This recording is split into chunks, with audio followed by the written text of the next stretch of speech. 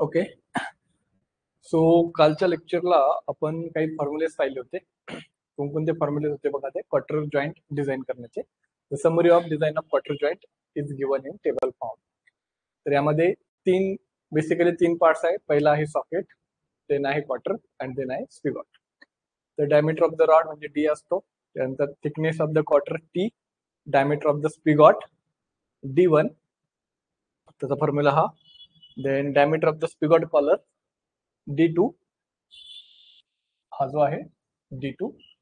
त्यानंतर पुढे होता thickness of the spigot collar T1, distance from end of slot to end of spigot A, then outside diameter of the socket D1, diameter of the socket collar D2, and thickness of the socket collar C, width of quarter B. So 10 फॉर्म्युले आहेत, त्यामध्ये आपल्याला पूर्ण design करायचं आहे. So आज याच्यामध्ये दोन टाईपचे क्वेश्चन येऊ शकतात. आयदर तुम्हाला फक्त सॉकेटच्या डायमेन्शन विचारतील किंवा स्पिगॉटचे डायमेन्शन विचारतील किंवा पूर्ण क्वार्टर डिझाईन करायला विचारतील. तर आजचा जो क्वेश्चन आहे, क्वेश्चन नंबर 1, यामध्ये बघा काय काय आपल्याला इन्फॉर्मेशन दिलेली आहे. तर फर्स्ट आहे, आपण गिवन मध्ये बघत काय आहे, 2 rods made up of plain carbon steel 40 CA SYT. So given मध्ये आपल्याला दिला आहे, गिवन मध्ये आहे SYT. SYT म्हणजे काय, यील्ड टेन्साइल स्ट्रेंथ. त्याला म्हणतात yield tensile strength, that is 380 MPa. MPa मध्ये असेल त्या ऍज ठेवा, MPa म्हणजे Newton per mm². Okay. Are to be connected by means of quarter joint if the diameter of the each rod. So diameter दिलेली आहे आपल्याला, diameter is equal to 70 mm. ठीक आहे. त्यानंतर पुढे काय आहे, the quarter is made up from steel plate of 50 mm thickness. तो क्वार्टर थिकनेस कशाने डिनोट करतो आपण, स्मॉल टी ने. इथे आहे तो 15 mm. आजच्या लेक्चरसाठी कॅल्सी सोबत राहू द्या, कारण की आपल्याला कॅल्क्युलेशन करायचे आहेत. ओके, ठीक आहे. त्यानंतर पुढे calculate the dimension of the socket end. त्यामध्ये सगळ्यात इम्पॉर्टंट आहे बघा, आपल्याला विचारलेलं काय आहे, डायमेन्शन ऑफ सॉकेट एंड. म्हणजे सॉकेट एंडचे जे काही डायमेन्शन आहेत, मग ते डायमीटर असेल, कॉलर डायमीटर असेल किंवा डिस्टन्स असेल, सॉकेटच्या रिलेटेड जे काही डायमेन्शन आहेत ते आपल्याला फाइंड करायचे. Okay. Use following data. Yield strength in compression is equal to 2 into yield strength in tension. म्हणजेच काय येणार इथे, सिग्मा सी येणार. Sigma C is equal to 2 times of sigma YT. Factor of safety दिलेला आहे 6, आणि yield strength in shear stress, shear stress म्हणजे tau, तर तो येणार 0.5 into yield strength in tension. म्हणजेच आता काय करायचं बघा, आपल्याला 3 फाइंड करायचे असतात, 3 ट्रेसेस. कोणकोणते आहेत 3 stresses, sigma T, sigma C आणि tau. Sigma T permissible tensile stress, sigma C permissible pressing stress और कॉम्प्रेसिव्ह ट्रेस, अँड टाऊ म्हणजे परमिसिबल शिअर ट्रेस. हे 3 ट्रेस आपल्याला फाइंड करायचे असतात. तर यामध्ये आता आपण कसं करणार, फॅक्टर ऑफ सेफ्टीचा जो फॉर्म्युला आहे तो यूज करून आपण फर्स्ट ऑफ ऑल फाइंड करूयात sigma T. Factor of safety FOS is equal to 6. So sigma T चा फॉर्म्युला येईल, sigma T is equal to SYT upon FOS. तर किती येणार, हा SYT आहे 380 अपॉन 6. हे कॅल्क्युलेट करा, बघा किती आन्सर येत आहे याचा. त्यानंतर सिग्मा सी फाइंड करायचं आहे. आता सिग्मा सी किती सांगितलेलं आहे आपल्याला, 2 times of yield strength in tension. 2 times of yield strength in tension म्हणजेच काय, 2 इंटू SYT करायचं आहे, 2 into SYT. So 2 into SYT upon FOS, 2 into 380 upon 6. त्यानंतर टाऊ इज इक्वल टू किती सांगितलेलं आहे, 0.5 सांगितलेलं आहे, 0.5 into SYT upon factor of safety FOS is equal to 0.5 into 380 divide by 6. चला कॅल्क्युलेट करून सांगा आन्सर किती येत आहे. 380 डिवाइड बाय 6 किती होईल आता. 380 डिवाइड बाय 6 63.33. आन्सर बरोबर येते का एकदा कन्फर्म करा. Newton per mm square. त्यानंतर सेकंड आहे याच्या डबलच म्हणजे 126.66 newton per mm square and 63 च्या हाफ म्हणजे किती होणार तो 31.66 न्यूटन पर mm स्क्वेअर.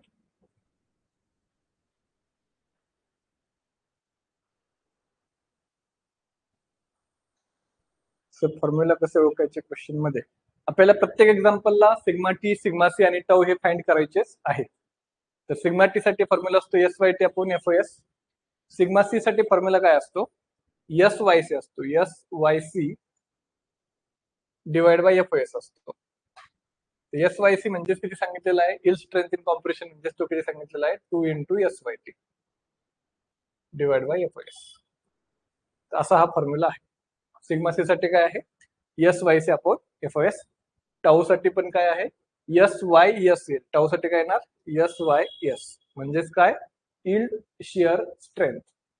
हा काय आहे इल्ड कॉम्प्रेसिव्ह स्ट्रेंथ आहे इल्ड टेन्साइल स्ट्रेंथ. इथपर्यंत ठीक आहे. ही इन्फॉर्मेशन आपल्याला प्रत्येक एक्झाम्पलला काय लागणार आहे. ओके सो आपण काय काय केलंय आधी गिवन लिहिले.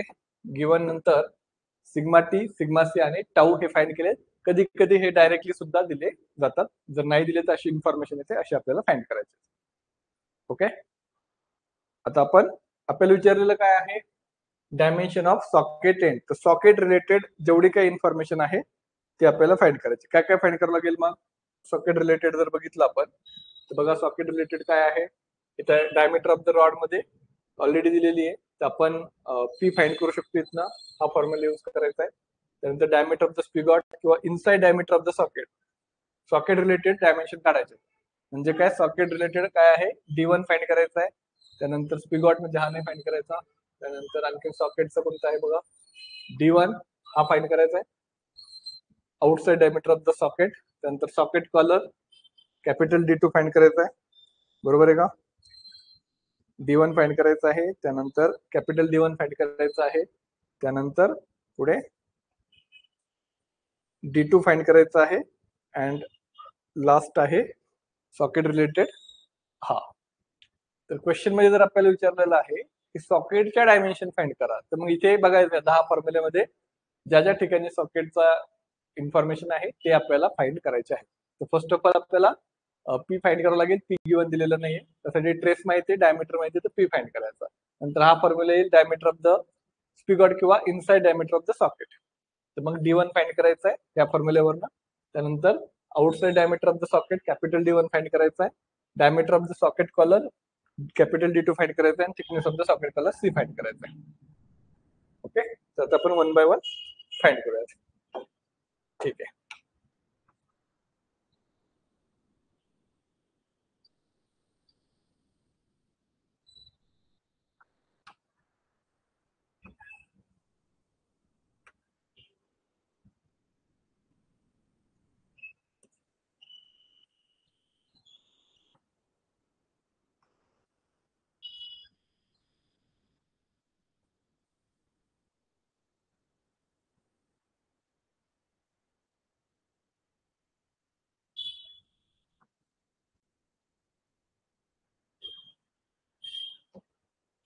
ओके तो हा झाला सिग्मा टी हा झाला सिग्मा सी हा झाला टाऊ.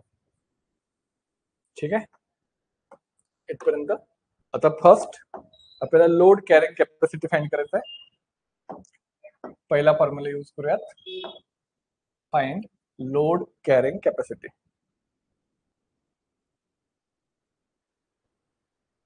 Load carrying capacity.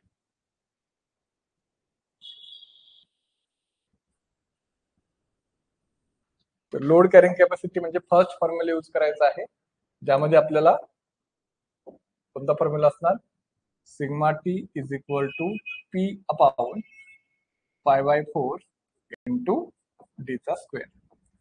तर यामध्ये आपल्याला पी ची व्हॅल्यू फाइंड करायची आहे. तर काय येणार पी ची व्हॅल्यू? सिग्मा टी किती आहे?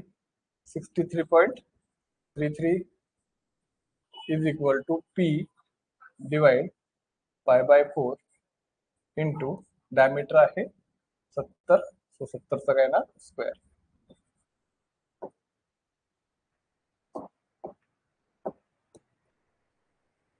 चला शिफ्ट सॉल्वचा यूज करा आणि डायरेक्टली आन्सर काढा. बघा किती आन्सर येत आहे. पी ची व्हॅल्यू किती येत आहे ते सांगा.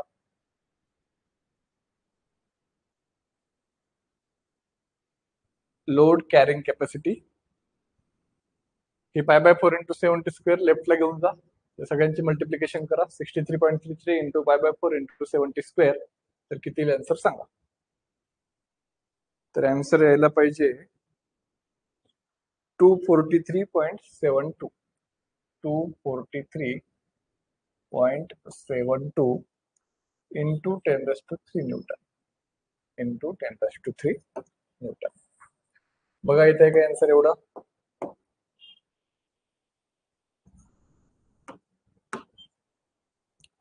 बरोबर आहे प्रतीक. 243.72 इंटू 10⁻³. ठीक आहे. तर ही झाली आपली पहिली इन्फॉर्मेशन जे की आपण फर्स्ट फाइंड केला, लोड कॅरिंग कॅपॅसिटी. त्यानंतर काय फाइंड करायचं आपल्याला? Second socket related inside diameter of the socket sigma T is equal to P upon pi by 4 d1 square minus d1 T. Inside diameter of the socket.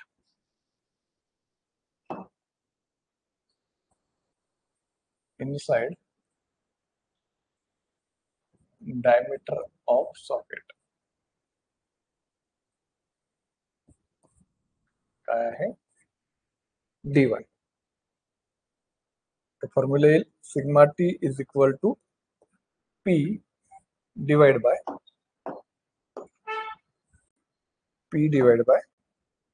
पाय by 4 d1 square minus d1 into T.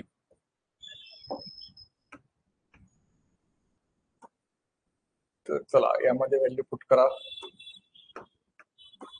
बघा answer 3.33. P आहे आता find केला आपण 243.72 into 10⁻³ divide pi by 4 d1 आपल्याला find करायचा आहे.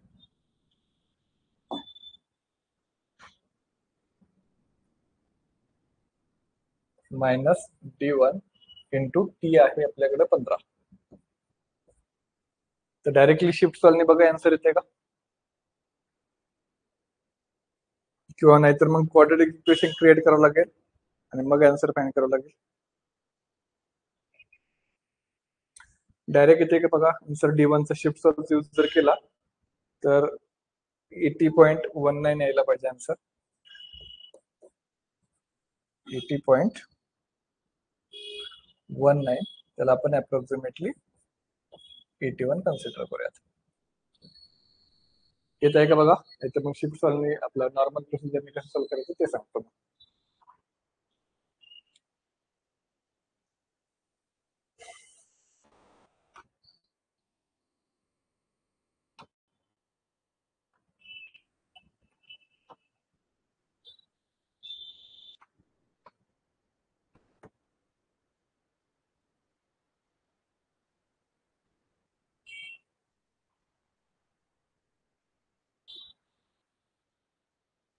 त्यानंतर सिग्मा सी चा फॉर्म्युला यूज करू शकतो आपण इथे. इनसाइड डायमीटर साठी दोन फॉर्म्युले असतात, त्यापैकी लार्जर व्हॅल्यू घ्यायची असते. So sigma C is equal to P upon d1 T. P upon d1 into T. तर मग इथे आपल्याला d1 फाइंड करायचं आहे. तर सिग्मा सी किती येणार मग? सिग्मा सी आहे 126.66 is equal to 243.72 into 10⁻³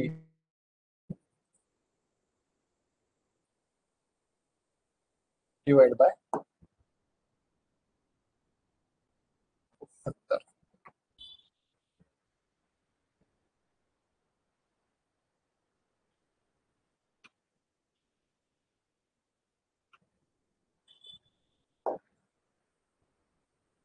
so D1 ची व्हॅल्यू येत आहे, एकदा हा आला का सांगा. 80.19 आलेला एक सांगा. 128.28. Take larger value, take larger value.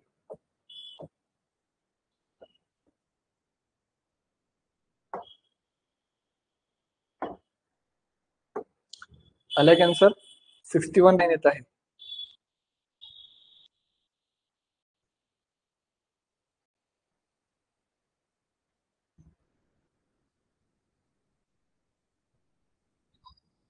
$81 नाही येत कॅन्सर. चेक करायचा पुन्हा, यायला पाहिजे 81. 80 पॉइंट. जर डायरेक्टली शिफ्ट सोल्ने आन्सर नसेल येत, तर मग आता दुसरी मेथड अशी आहे, हा जो पूर्ण पार्ट आहे हा 63 च्या जागेवर घ्यायचा, 63 इकडे घ्यायचा. तर हा होईल π/4 into D1 square minus 15D1 is equal to 243.72 into 10⁻³ divide by 63.33. तर त्याचा किती आन्सर येईल मग? 63.33 जर केलं आपण डिवाइड केलं तर किती आन्सर येते बघा.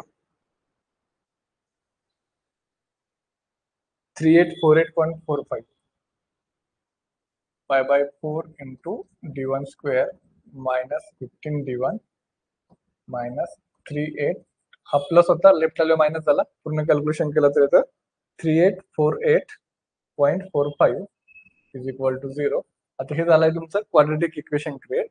सो कॅल्सीवर जायचं, त्यामध्ये मोड इक्वेशन आणि स्क्वेअर वाले इक्वेशन अशा टाईपचं इक्वेशन तिथे दिसेल तुम्हाला. तर मग ए ची व्हॅल्यू π/4 टाका, बी ची व्हॅल्यू -15 टाका, सी ची व्हॅल्यू -3848 टाका, आणि तुम्हाला आन्सर किती येते बघा. 80.19 च्या आसपास आन्सर आलं पाहिजे. बघा येते का आता क्वाड्रेटिक इक्वेशनचा यूज करून.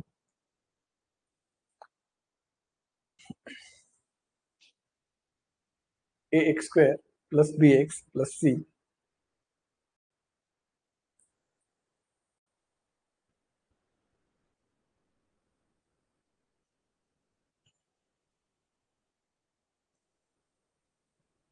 चेक करा आन्सर येत आहे का.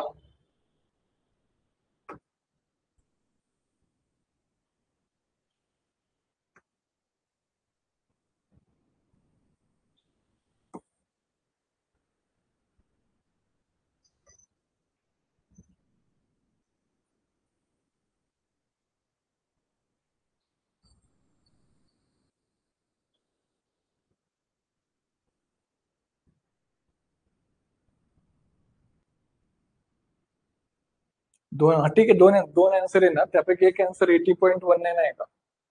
80.19. याची व्हॅल्यू π/4 टाकायची. π/4 1. हा x1 आला बरोबर आहे ना, पहिला आला ना. हा 80.19 बरोबर आला. 80.19. एक प्लस येईल, एक मायनस येईल आय गेस. त्यापैकी जो प्लस असेल तो घ्यायचा.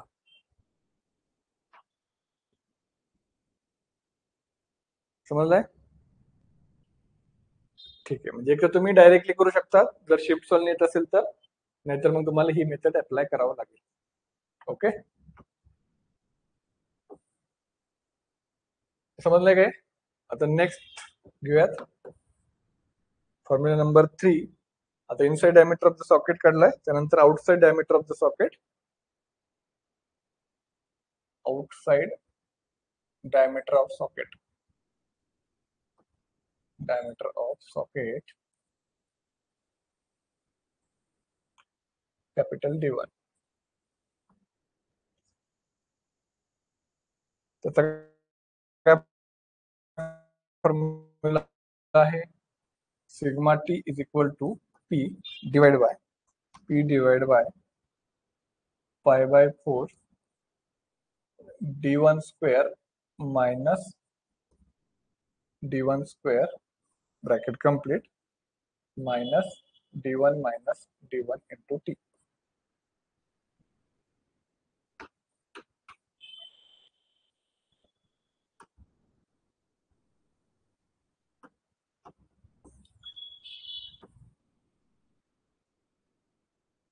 चला यामध्ये व्हॅल्यू पुट करा आता. सिग्मा टी आहे 63.33, पी आहे 243.1772 इंटू 10⁻³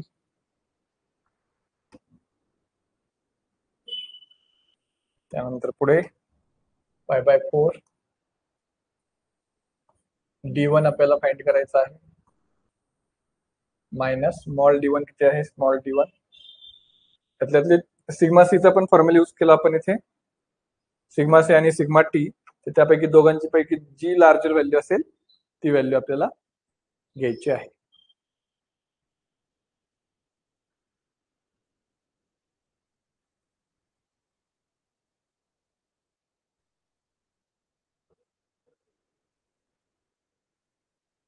ओके ठीक आहे. तर मग d1 किती घेणार आपण 129 चा square minus d1 minus 129 into 70. तर हा जो डिनॉमिनेटर आहे हा ऍज इट इज लेफ्ट साइडला घ्या. तर तो काय होईल π/4. तर डायरेक्टली कॉपी पेस्ट करतो मी.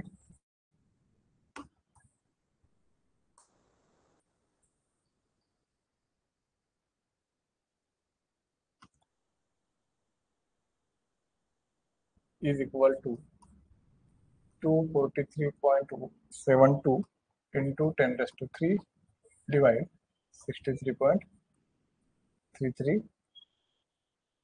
तर याने काय करावं लागेल आता या π/4 ने याला मल्टिप्लाय करा.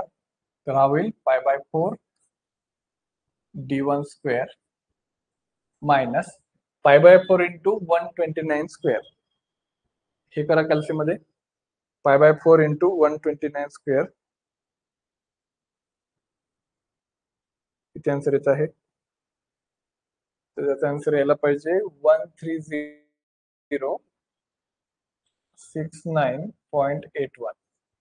देन 70 ने ह्या ब्रॅकेटला मल्टिप्लाय करायचं मायनस ने सुद्धा करायचं. तर -71 d1 येईल आणि मायनस मायनस प्लस होईल 129 इंटू 70 129 इंटू 17. तर किती आहे आन्सर बघा. इतर चुकलंय का आपलं एक minute. D is equal to 15 कुठं आहे. अच्छा टी ची व्हॅल्यू 15 आहे 70 नाही. इथे चुकलं होतं आपलं 15 आहे इथे 15 सो 15 d1 आणि 15 इंटू 130 किती होतील 129 इंटू 15 129 इंटू 15 तर ते येत आहे 1935 इज इक्वल टू याचं ऑलरेडी आन्सर काढलं होतं आपण इकडे कुठेतरी ते काढलं होतं. अच्छा रिमूव्ह झालं ते 3848 इथपर्यंत झाले का सांगा.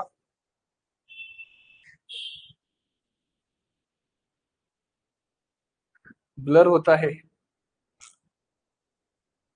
आज इंटरनेट तर बरोबर आहे ब्लर का होत आहे मग.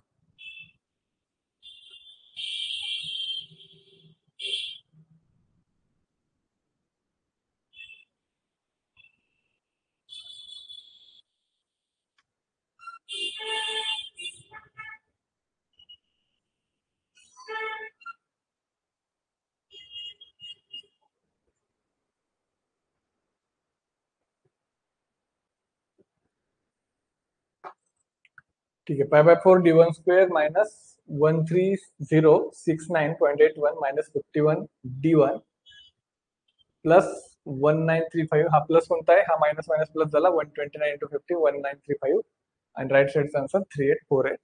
आता हे पुन्हा लेफ्ट हा लेफ्टला घ्यायचा ऍज इट इज ठेवूयात. काय करतो फक्त मी लेफ्टला लिहू काय होईल मायनस होईल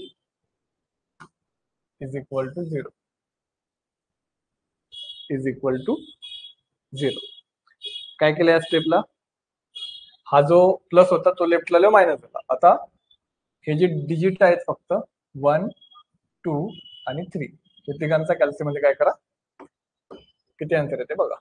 तर आपलं पुढचं इक्वेशन येईल π/4 d1 स्क्वेअर मायनस 15 d1.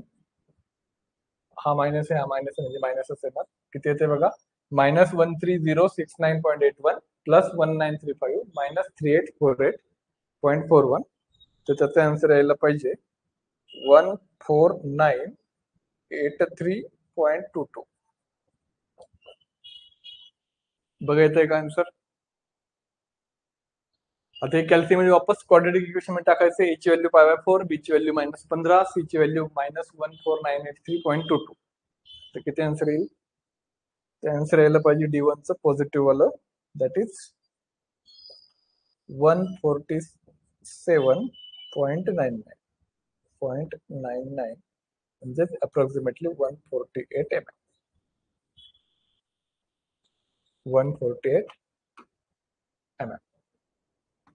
हा झाला आपला D1. सगळ्यांचा आन्सर येते का सांगा इथपर्यंत?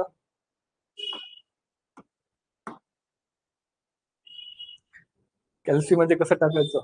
ax² plus bx plus C quadratic इक्वेशनच्या फॉर्म मध्ये मोड मध्ये जा, इक्वेशन मध्ये जा आणि स्क्वेअर वाली इक्वेशन मध्ये ए ची व्हॅल्यू π/4, बी ची व्हॅल्यू -15, सी ची व्हॅल्यू -14983.22 पुट कर. सेम लास्टला असं केलं तर तसंच. आता यानंतर आपल्याला फाइंड करायचं आहे diameter of the socket collar. Diameter of the socket collar म्हणजे कोणता फॉर्म्युला आहे ना, सिग्मा सीचा D2 चा. Diameter of the socket collar. Fourth आहे diameter of the socket collar. Diameter of socket collar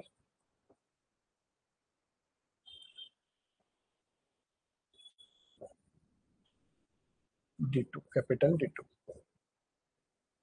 त्याचा फॉर्म्युला आहे sigma C is equal to P divide by D2 minus D1 into T. D2 minus D1 into T.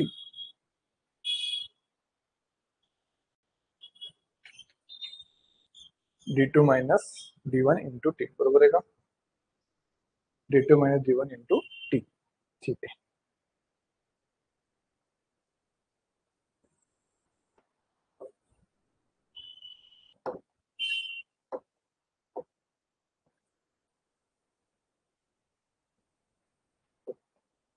चला यामध्ये value टाका.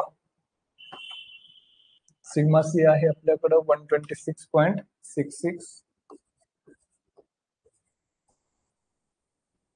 is equal to 243.72 into 10⁻³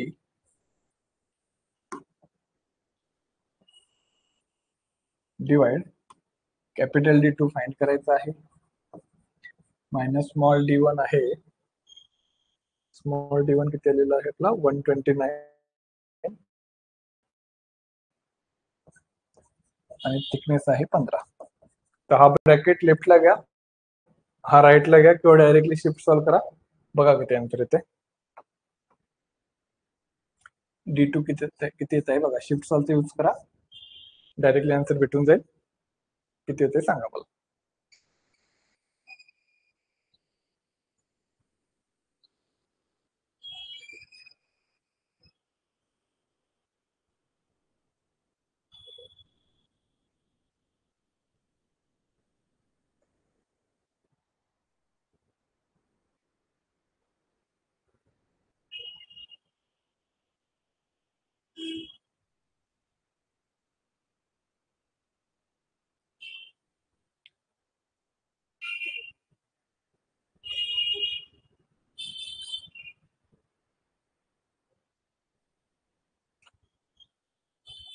किती येत आहे capital D2?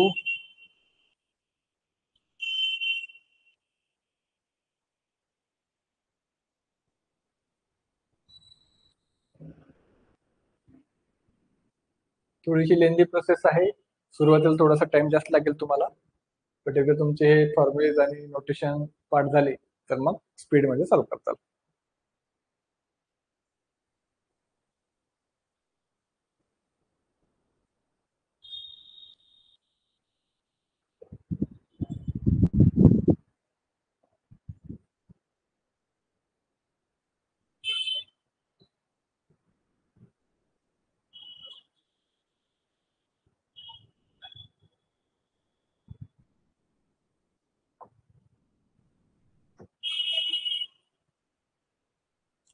येते का आन्सर?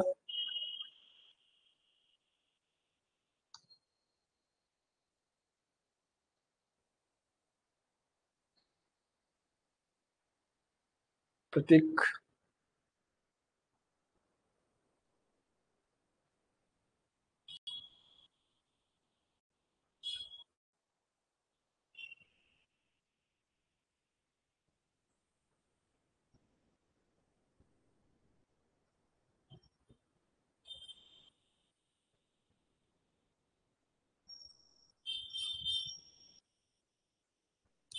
257.28. बाकीच्यांचं तेवढंच आलं का आन्सर बघा. 257.28.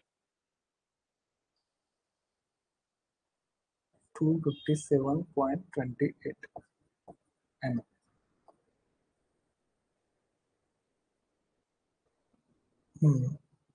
बरोबर आहे. 257.28 अप्रॉक्सिमेटली 258.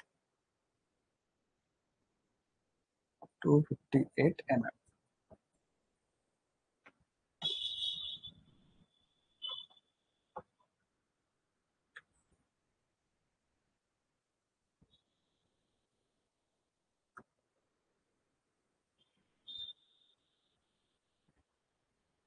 ठीक आहे. त्यानंतर डायमीटर ऑफ सॉकेट कॉलर झाला. पुढे काय असणार? थिकनेस आपल्याला सी फाइंड करायचा आहे. Thickness of the socket collar. Last, thickness of socket collar.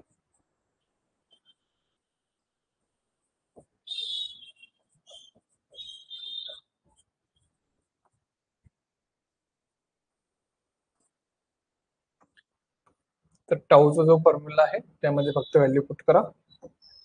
काय फॉर्म्युला आहे टाऊचा? Tau is equal to P d2 minus d1 into C. म्हणजे सेमच फॉर्म्युला आहे. इथे टाऊ आहे, इथे 2 एक्स्ट्रा आहे. That's it.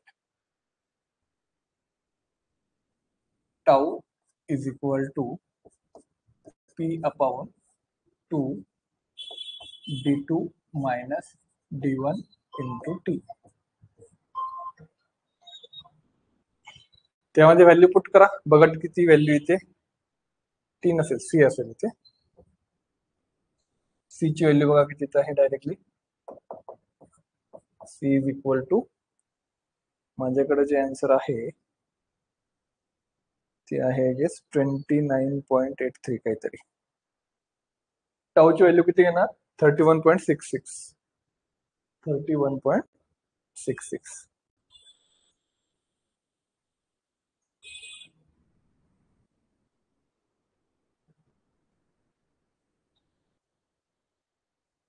.83 म्हणजे अप्रॉक्सिमेटली 30. 29.83 म्हणजे 30 mm. तर हा झाला आपला पूर्ण न्यूमेरिकल सॉल्व. सॉकेटच्या डायमेन्शन, सॉकेट रिलेटेड जेवढे काही टर्म्स आहेत ते सगळं फाइंड करायचे होते. आता पुन्हा एकदा एक्सप्लेन करतो मी काय काय आहे बघा. आपल्याला क्वेश्चन दिला होता, 2 rods made up of plain carbon steel 48 SYT. SYT means yield tensile strength. Y for yield, T for tensile आणि S म्हणजे strength. तो दिला 380 MPa. Then are to be connected by means of quarter joint if the diameter of each rod is 70 mm. Diameter of each rod दिलाय, D दिलाय 70 mm. The quarter is made up from steel plate of 50 mm thickness. T दिला आहे 15 mm. Calculate dimension of socket dead. जर socket dead विचारले तर सॉकेटची मग inside diameter असेल, outside diameter असेल, कॉलर असेल, त्यासोबत आणखीन काय काय येणार? इनसाइड झाला, आउटसाइड झाला, कॉलर झाला आणि thickness of the socket collar. तेवढे 4 डायमेन्शन असतात सॉकेटचा. त्यानंतर आपल्याला खाली काही डेटा दिलेला आहे. इल्ड स्ट्रेंथ इन कॉम्प्रेशन म्हणजेच काय? इल्ड स्ट्रेंथ इन कॉम्प्रेशन म्हणजे काय असतो? SYC म्हणजे काय? Yield strength in compression. आणि इल्ड स्ट्रेंथ इन शिअर म्हणजेच काय? SYS. त्याला इल्ड शिअर स्ट्रेंथ सुद्धा म्हणू शकतात किंवा इल्ड स्ट्रेंथ इन शिअर पण म्हणू शकतात. तर तो त्याचा रेशो दिलाय 2 × SYT आणि 0.5 × SYT. तर सिग्मा टीचा फॉर्म्युला SYT आपण फॅक्टर ऑफ सेफ्टी पण 6 दिलेला आहे. सिग्मा सीचा फॉर्म्युला काय असतो? SYC upon FIS. SYC म्हणजेच काय? तिथं दिलं आपल्याला 2 × SYT आणि SYS म्हणजे दिलाय 0.5 × SYT. हा कॉन्स्टंटच असतो टाऊचा. टाऊ हमेशा सिग्मा टीचे काय असतो? हाफ असतो. ठीक आहे. इथपर्यंत झालं. नंतर मग फर्स्ट फॉर्म्युला यूज केला, load carrying capacity sigma T is equal to P upon π/4 × d². यामध्ये सिग्मा टी माहिती, डी माहिती, त्यातनं पी भेटला, ते झालं लोड कॅरिंग कॅपॅसिटी किंवा लोड. नंतर inside diameter of socket D1 find करायचा होता. Sigma T is equal to P upon π/4 d1² - d1t. यामध्ये सगळ्या व्हॅल्यू टाका. एकतर शिफ्ट सॉल्व्ह आन्सर येते बघा, नाही आला तर मग सिम्प्लिफाय करून क्वाड्रेटिक इक्वेशन क्रिएट करायचं. त्याच्यानंतर मोड इक्वेशन आणि AX² वाले इक्वेशन मध्ये एबीसी ची व्हॅल्यू पुट करायच्या, D1 भेटेल. आता सिग्मा टी थ्रू आला D1 81 mm, तसंच सिग्मा सी थ्रू पण फाइंड करायचा. त्या दोघांमध्ये जी काही लार्जर व्हॅल्यू असेल ती आपल्याला पुढे कॅरी फॉरवर्ड करायची. लार्जर व्हॅल्यू आहे 129, तो D1 आपण कन्सिडर करणार 129. नंतर outside diameter of the socket D1, त्यासाठी formula sigma T is equal to P upon π/4 d1² - d1² -d1 into T. Thickness आहे 15. हे सगळे व्हॅल्यू पुट करा, क्वाड्रेटिक इक्वेशन क्रिएट करा, कॅल्क्युलेटर मध्ये टाका. तुम्हाला दोन व्हॅल्यू भेटतात की पॉझिटिव्ह व्हॅल्यू घ्यायची 147.99 म्हणजे approximately 148 mm. Then diameter of the socket collar D2, sigma C is equal to P upon d2 - d1 into T. त्यावरनं D2 भेटेल. आणि लास्टला thickness of the socket collar, तर तिथं भेटेल आपल्याला सी ची व्हॅल्यू. तर हा जो क्वेश्चन होता कशाचा होता? हा क्वेश्चन होता आपला सॉकेट डायमेन्शनचा. समजलाय? सो अशा प्रकारे हा क्वेश्चन सॉल्व्ह करायचा आहे. आता पुढचा एक क्वेश्चन आहे, तो बघा तुम्हाला जमतोय का, ट्राय करा. त्याचं आपण नेक्स्ट लेक्चरला घेऊया. काय दिलाय? सेमच आताच्या सारखंच आहे. 2 rod made up of plain carbon steel are to be connected by means of cotter joint. Each rod diameter 55 mm. किती दिला आहे? 55 mm डायमीटर दिला आहे. ठीक आहे. Quarter is made up of steel plate of 20 mm thickness. T ची value दिली आहे 20 mm. Okay. Calculate the dimension of the socket end. वापस सेमच आहे, फक्त व्हॅल्यू चेंज आहे. परमिसिबल टेन्साइल ट्रेस म्हणजे सिग्मा टी दिलाय, परमिसिबल कॉम्प्रेसिव्ह ट्रेस म्हणजे सिग्मा सी दिलाय, आणि परमिसिबल शिअर ट्रेस म्हणजे टाऊ दिलाय. तो ऑलरेडी ह्या सगळ्या व्हॅल्यू काय दिल्या आपल्याला दिलेल्या आहेत, sigma T, sigma C and tau. आता फक्त 5 फॉर्म्युले जे आहेत आता जे आपण यूज केले ते फॉर्म्युले तुम्हाला यूज करायचे. First, load carrying capacity, inside diameter, outside diameter, diameter of the socket collar and thickness. अशा प्रकारे हा क्वेश्चन सॉल्व्ह करायचा आहे. तर हा ट्राय करा तुम्ही आज, बघा किती आन्सर येते. बाकी मग आपण नेक्स्ट लेक्चरला घेऊयात. ठीक आहे.